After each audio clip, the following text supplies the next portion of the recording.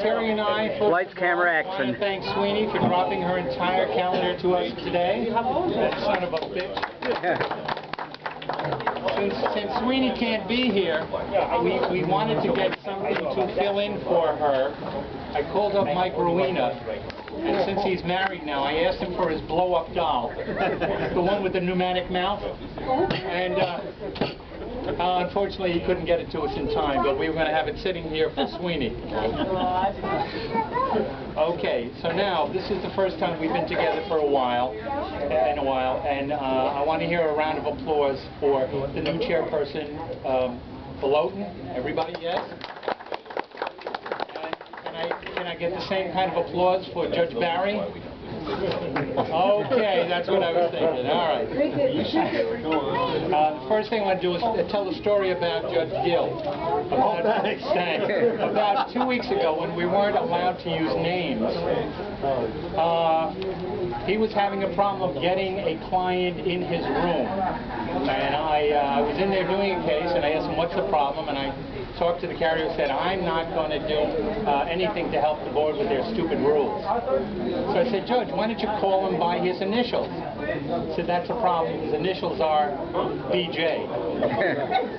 And he didn't want to say, we're looking for a BJ in part 26.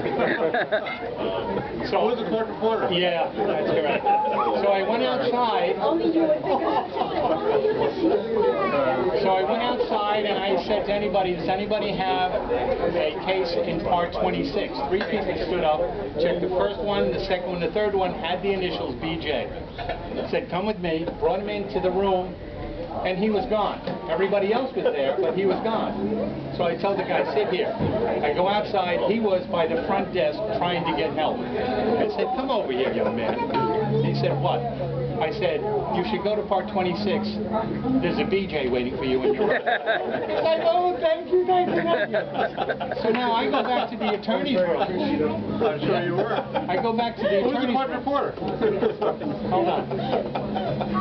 So I go back to the attorney's room, and I'm telling that story. And Ms. Boomstra is sitting there, and I get finished telling the story, and she looks at me quizzically and says, what's a BJ? And without missing a beat, Sweeney turns around and says, it's about $50, 2 dates, and a watch.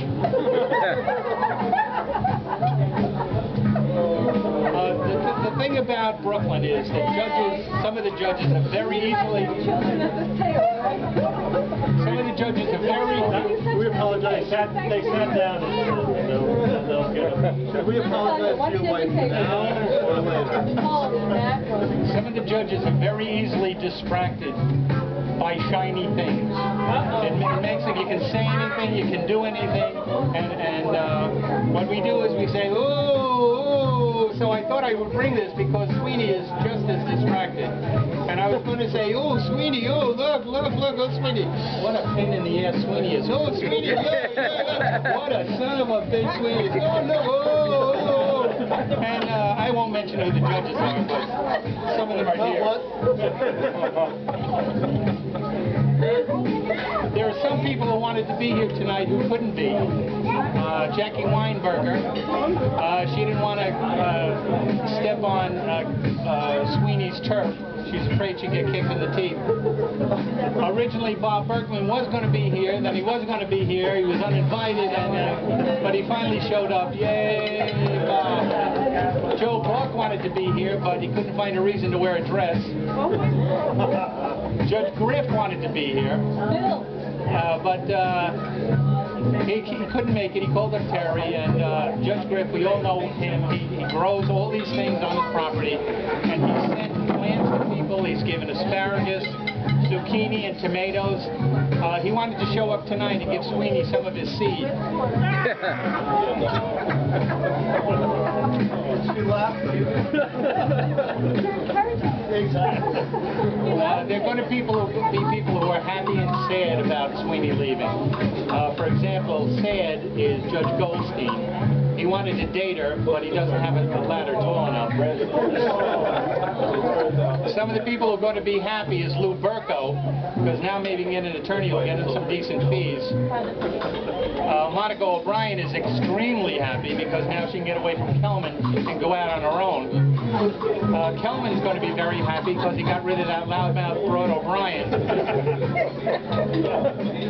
Actually, I spoke to Kelman and he couldn't remember who O'Brien or Sweeney were.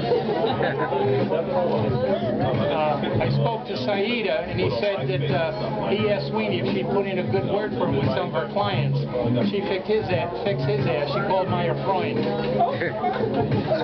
And the attorneys were very happy in the attorney's room because now that she's gone, we're going to use her, put her space to good use. We're going to put a microwave over there. And finally, my last story is about John Barry.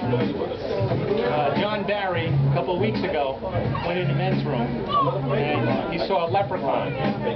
So he grabs the leprechaun. He says, "I finally got you. I want my wish." Leprechaun says, "Oh no, oh yeah, I got. All right, what do you want?" "I want to be the chairperson of the Workers' Compensation Board." He said, "Oh no, that's too much." "No, I got you." He said, "All right, I'll do it, but you got to do one other thing." I said, "What's that?" "You got to drop your drawers and let me mount you from the rear." Barry said, "Oh my God, I can't take it or leave it. That's it." So Barry thought about it, dropped his drawers, bent over, and sure enough, the leprechaun mounts him and goes to town. A couple of minutes after he's doing it, Barry looks over his shoulder and says, "I can't believe I'm letting you do this." And with that, Judge Goldstein says, "I can't believe you thought I was a leprechaun." Thank you.